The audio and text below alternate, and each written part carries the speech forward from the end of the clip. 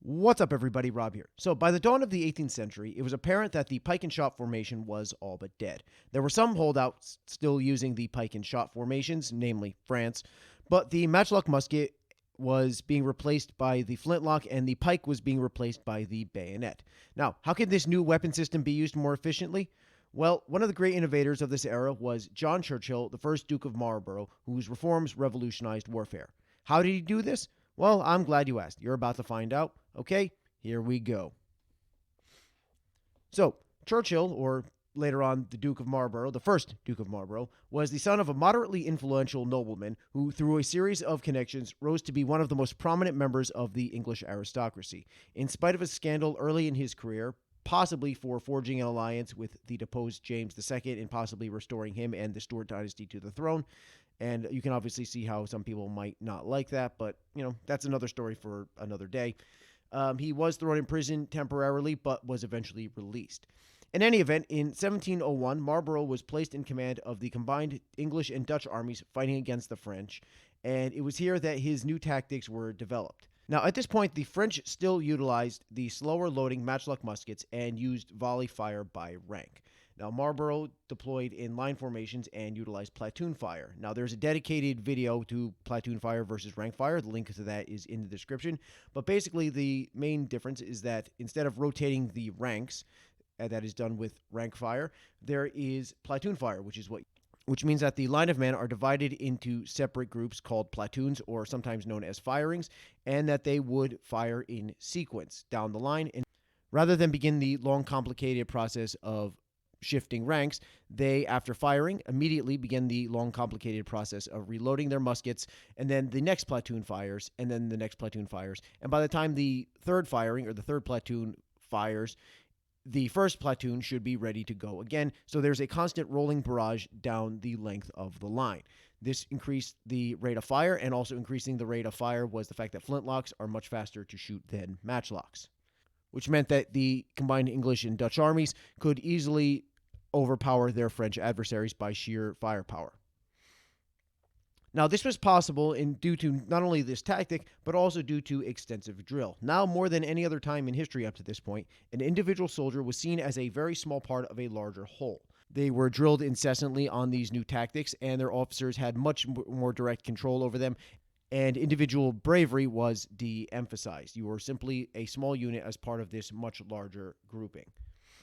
Further cementing this idea that you were a small part of a larger whole, the army was equipped with uniforms. Now, this is not exactly new, at least within the English army. The English have actually done this from the time of the English Civil War, about a half century earlier, but they were readily incorporated into the English army at the turn of the 18th century. Now, just a small aside here, the English wore red, not because they're trying to hide the blood. That is kind of foolish. First off, if you get shot wearing red, the blood's going to show up on there. It's going to darken that patch, so it doesn't work. If you want to hide blood on your clothing, go with black. But they actually did it for economic and later on symbolic reasons. The economic reasons: during the time of the Civil War, the New Model Army, which was the parliamentary forces, wanted to equip their soldiers with uniforms, and red was either, depending on who you talk to, either the cheapest cloth available or it was the only cloth available, and so they just went with that, and afterwards it just became tradition. So it actually has to do almost entirely with economic reasons. Glad we cleared that up. Now, cavalry at this point was a dedicated close-quarter force. Now, during the Middle Ages, knights would charge home with lances and swords and other weapons as well, but basically their main focus was on the direct shock charge of heavy impact. Now, this changed with the introduction of gunpowder weaponry. For example, the introduction of wheellock and later on flintlock pistols led to what is known as the caracal formation, because charging directly into a pike block with a lance or with a sword is pretty much suicide. So you would stand off a distance, and then you would shoot at your opponent, and you would keep rotating the ranks around, and you would hopefully whittle them down that way. Now, this is not a very efficient way to use cavalry. Cavalry is a much larger target than an infantryman, so anybody on horseback, especially a large formation of them, they are a perfect target for a barrage from muskets. Now, this changed in the 1630s with the innovations of Gustavus Adolphus, whose method of fighting with cavalry involved use of supporting muskets. So what happened was the cavalry and supporting muskets would approach a target together. They would give a They would stop, give a barrage towards the enemy, and just one massive blast from the muskets and the pistols of the cavalrymen, and then the cavalrymen would charge home in the confusion. Cavalry's big advantage, you see, is that it moves very quickly and it hits very hard. If you're just going to be sitting there exchanging fire with somebody, you want to have musketeers against other musketeers. Cavalry against musketeers exchanging fire, the musketeers win. Cavalry's big advantage, though, is closing the distance, using the size and mass of their horses and the speed that they can move at, and using that for the massed impact. Of course, you have to whittle the enemy down, and you have to disorient them with a massive blast from not only your pistols and firearms and carbines, basically, on horseback, but also from supporting musketeers. So Marlborough took this idea, and he took it one step further. Instead of stopping the cavalry to shoot, he stripped all firearms from his cavalry and ordered them to charge home with swords only. Churchill was also a very big proponent of combined arms, and that was part of his mainstays as a commander.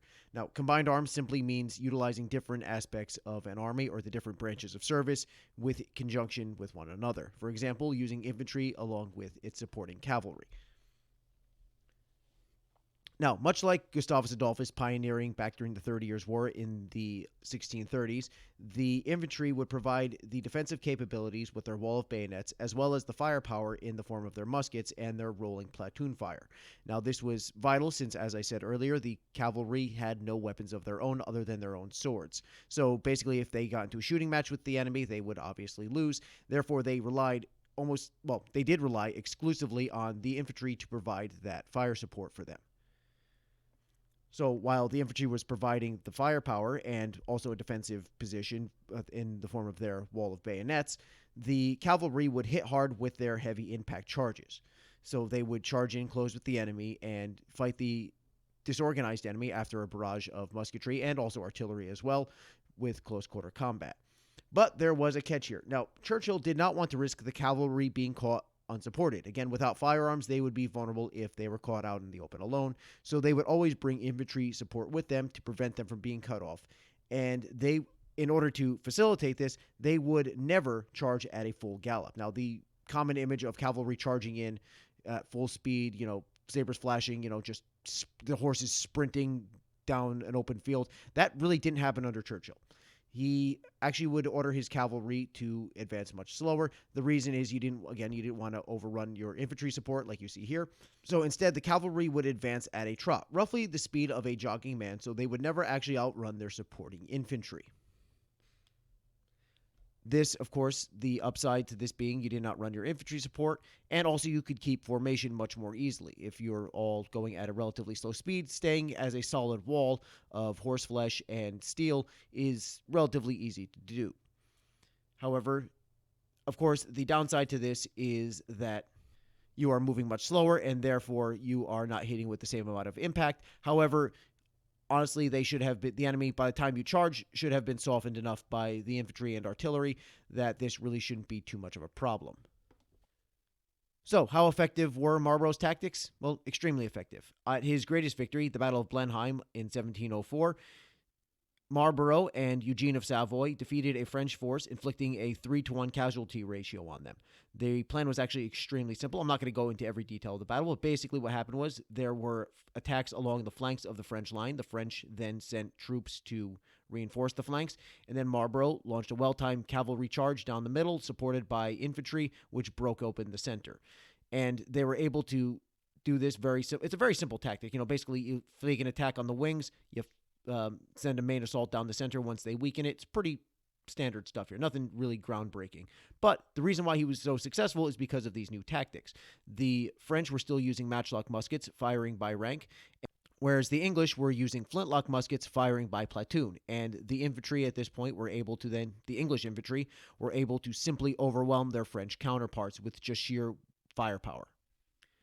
As far as the cavalry battle goes, 5 squadrons of English cavalry were able to rout 8 squadrons of French cavalry, and they did so because the French cavalry lost their momentum when they stopped to fire their carbines, whereas the English just pressed the attack home with their supporting infantry. With the French line in confusion, a cavalry charge down the center managed to break open a crack in the center of the French lines, which was exploited by the supporting infantry. So not only was this his greatest victory, but this was also a harbinger of things to come and would basically set the standard for flintlock combat for the rest of the 18th century. So that is it for this video. It's just a real quick one here. Interesting topic. I thought I'd throw it out there. I'm working on something a little bit more involved and may take a while, but I figured I'd get this one out here. It's a pretty interesting topic. In any case, please hit the like and subscribe button. More videos coming out whenever I get around to it. Have a good day. Or don't have a good day. Your adults have any kind of day you want. See you later.